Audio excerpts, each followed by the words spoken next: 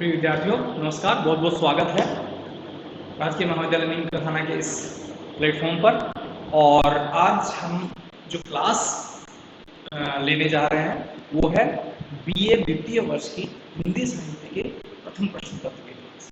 प्रिय विद्यार्थियों, आज का टॉपिक बहुत मजेदार और परीक्षा की दृष्टि से भी बहुत उपयोगी होने वाला है। आज हम रीतिकाल के एक महान कवि के बारे में पढ़ने जा रहे हैं और जो पिछली क्लास थी उसमें हमने उक्त कवि का परिचय प्राप्त किया था। ये रीतिकाल के सर्वश्रेष्ठ लोकप्रिय कवि है। ये रीति सिद्ध काव्य परंपरा के एकमात्र कवि हैं। ये हम जानते हैं कि रीति जो काव्य था उसे हमने 3 भागों में बांट दिया था।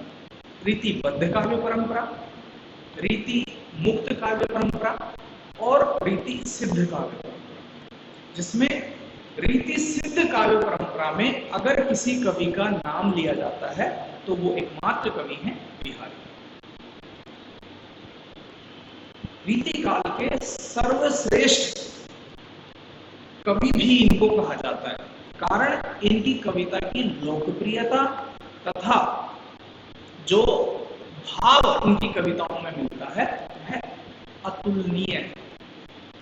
ये वे कवि हैं जो केवल 713 दोहे लिखकर भी हिंदी साहित्य में उस स्थान को पा गए जो स्थान बहुत से कवियों के लिए बड़े बड़े मोटे मोटे ग्रंथ लिखकर भी दुर्लभ था।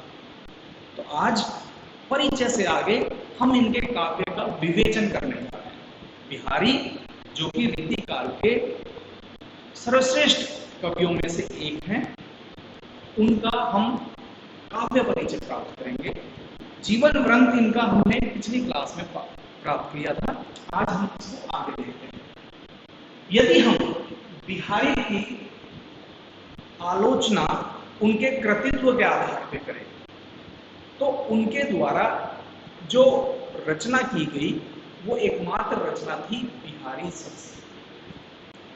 ये जो बिहारी सतसई नाम का ग्रंथ था ये संपूर्ण रीतिकाल का सर्वश्रेष्ठ ग्रंथ की उपमा पा गया। इसमें बिहारी ने केवल 713 दोहों का संग्रह किया, लेकिन अपने भाव, कलात्मकता और रचना कौशल की वजह से यह जो ग्रंथ था इतना अधिक लोकप्रिय हुआ कि लोग इनके बारे में कहने लगे कि सतसैया के दोहरे जो नावक के तीर और देखन में सूक्ष्म लगे, छोटे लगे और घाव करे गंभीर। अर्थात बिहारी के दोहे जितने आकार और कलेवर के दृष्टिकोण से बहुत छोटे हैं, लेकिन जब उनकी चोट पड़ती है अर्थात पाठक जब उनका भाव हृदय गम्य करता है तो वह जो चोट है वो मर्मांतक पड़ती है।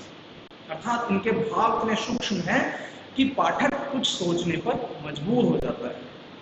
आचार्य रामचंद्र शुक्ल ने कहा है कि बिहारी के दोहे या बिहारी सतसई जो है वो एक गुलदस्ते के समान है। जिस प्रकार एक गुलदस्ता होता है और उसमें विभिन्न प्रकार के पुष्प होते हैं, कोई गुलाब का, कोई चमेली का, कोई कमल का, और रंग बिरंगे पुष्प होते हैं, और वो जो गमला है वो इतना चित्ताकर्षक होता है कि वो देखने वाले को बरबस अनायास ही अपनी ओर आकर्षित कर लेता है।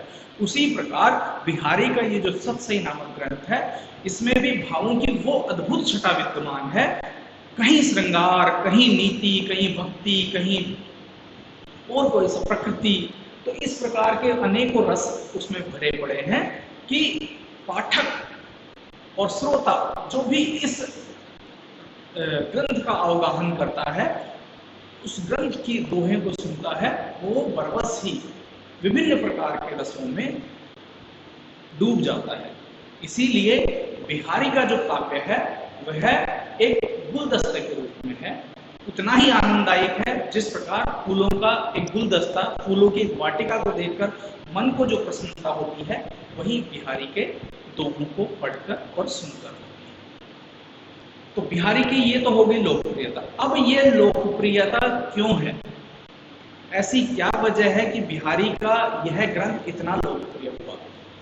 अब किसी भी कवि को मूल्यांकन की दृष्टि से हम उसे दो दृष्टिकोण से परखते हैं। पहला दृष्टिकोण है उसकी कृतित्व का, उसकी रचनाओं का भाव, जिसे आलोचकों ने, जिसे साहित्य मर्मज्ञों ने भाव सौंदर्य के दृष्टिकोण से इंगित किया है। और दूसरा दृष्टिकोण है किसी भी कृति को या कृतिकार को परखने का, वो है उसका शिल्प तत्व, अर्थात जो कथ्य है उसको कहने का कौन सा ढंग उन्होंने काम में लिया है, उसमें उन्होंने कौन सी चतुराई, कौन सी कलात्मकता, कौन सा अपना ज्ञान अभिव्यक्ति का ये उड़ेला। इस आधार पर उस कृति की जो समीक्षा की जाती है उसे हम शिल्प पक्ष कहते हैं। तो दोनों ही दृष्टिकोणों से हम बिहारी को देखने का, समझने का प्रयत्न करते हैं ताकि बिहारी की सर्वोच्चता हम सिद्ध कर पाए। बिहारी को अगर हम भाव दृष्टिकोण से देखें, भाव सौंदर्य या वस्तु पक्ष की तरफ से देखें, तो बिहारी का जो संपूर्ण जो साहित्य है, जो कृतित्व है, वो उसमें तीन बातें निकल के आती हैं कि उनका जो कृतित्व है उसके भाव पक्ष की जो विशेषताएं हैं कि उन्होंने जिस भाव के साथ कविता की उसमें सबसे प्रमुख भाव था श्रृंगार। बिहारी का जो काव्य था वो श्रृंगार को अपने अंदर समेट के रखता है। ये हम जानते हैं साहित्य के विद्यार्थी होने के नाते कि श्रृंगार के विविध पक्ष होते हैं। श्रृंगार के बहुत से दृष्टिकोण होते हैं, बहुत से कोण होते हैं, जिसमें सबसे प्रमुख संयोग और वियोग श्रृंगार। तो बिहारी के यहाँ श्रृंगार जो है वो अपनी उच्चतम ऊंचाई को पहुंचता है, उच्चतम अवस्था तक जाता है, क्योंकि बिहारी का जो काव्य है वो श्रृंगार को अपने अंदर समेट के और रस के छींटों के रूप में पाठक तक प्रवाहित करता है। बिहारी जो थे, चूंकि दरबारी संस्कृति के वो अनुचर हैं, एक दरबार में काम करते हैं, राज कवि हैं एक विशेष दरबार के, तो वहां पर उनकी जो कविता है वो उस राज दरबार की संस्कृति की पोषक है। बिहारी का जो काव्य है, चूंकि उस समय श्रृंगार लिखना कवि के लिए अपेक्षित था, श्रृंगार लिखना सायास था, तो बिहारी का जो काव्य है वो श्रृंगार के विविध रूपों को, जिसमें संयोग श्रृंगार और वियोग श्रृंगार दोनों का ही उत्कृष्टता के साथ वर्णन करता है। इनका जो श्रृंगार वर्णन है बहुत ही अद्भुत है, जहां पर ये विविध प्रकार के भावों को एक स्थान पर समेट सकते हैं। बहुत ही प्रसिद्ध दोहा है कि स्वार्थ सुकृत ने श्रम प्रथा देखी विहंगी विचारी, बाज पराये पानी परे तू पंछी ने मारी। अर्थात यह दोहा एक तरफ बिहारी की जो उस समय की सामाजिक और राजनीतिक दृष्टिकोण से जो गतिविधियां थी उसको भी प्रदर्शित कर रहा है, और एक तरफ इनका जो भाव था, क्योंकि उस समय जो इनके आश्रयदाता थे राजा जयसिंह, वो शाहजहां की ओर से शिवाजी या मुगलों के विरुद्ध या हिंदू संस्कृति के विरुद्ध लड़ रहे थे,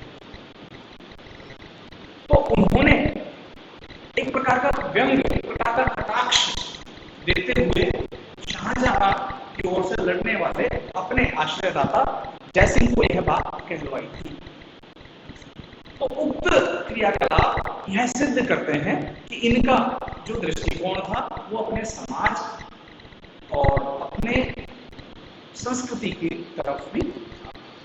इसके अलावा ये विभिन्न रूपों में हमारे सामने आते हैं। कहीं पर इनके गणितीय कौशल को देखा जा सकता है, कहीं पर इनका चिकित्सीय कौशल अर्थात वैद्यकीय कर्म को देखा जा सकता है, कहीं पर ये प्रणयी दिखते हैं, कहीं पर ये एक आर्थिक विश्लेषक के रूप में नजर आते हैं, कहीं पर ये एक ज्योतिष के रूप में नजर आते हैं। इनका एक प्रसिद्ध दोहा है कि पत्राहीन दिपाइए वाघ के चौपास नित्य प्रति पूनम रहे आनंद और पूजा। ये देखिए कितनी एक उत्कृष्ट परिकल्पना की है नायिका के सौंदर्य को, जहां पर इन्होंने अपने ज्योतिषीय ज्ञान का भी परिचय पाठक को दिया है। तो कई बार इनको बहुज्ञ भी कहा जाता है, क्योंकि ये बहुश्रुत और अनुभवी थे। जीवन के हर दृष्टिकोण को इन्होंने समझा था और उनके बारे में थोड़ा बहुत ज्ञान इनको था। इसलिए कई बार बिहारी को एक बहुज्ञ के रूप में भी, एक बहुज्ञ की उपाधि भी दी जाती है। और हमारी जो परीक्षाएं हैं उनमें भी इनके इस कौशल से संबंधित प्रश्न किए जाते हैं कि बिहारी के पठित दोहों के आधार पर यह सिद्ध कीजिए कि बिहारी एक बहुकुशल और बहुविज्ञ व्यक्ति थे। तब हमें इनके विभिन्न दोहों को देखकर पता चलता है कि इनको ज्योतिषी ज्ञान भी था, इनको गणितीय ज्ञान भी था, ये एक वैदिकीय कर्म का भी ध्यान रखते थे। इनके अलावा इनको अर्थव्यवस्था की समझ थी, इनको आध्यात्म की समझ थी, ये एक दर्शन शास्त्री भी थे। तो यह समस्त जो कलेवर है, यह इनका भाव पक्ष है, जो कि इनकी सबसे बड़ी ताकत है। तो बिहारी को जो लोकप्रियता कलात्मकता के दृष्टिकोण से उतनी नहीं मिली जितना भाव सौंदर्य के दृष्टिकोण से मिली। आज की यह क्लास भाव सौंदर्य को विश्लेषित करते हुए की गई। अगली क्लास में हम इनका जो शिल्प है, इनका कवित्व कर्म है, उसके बारे में और अधिक जानकारी प्राप्त करेंगे। तब तक के लिए धन्यवाद।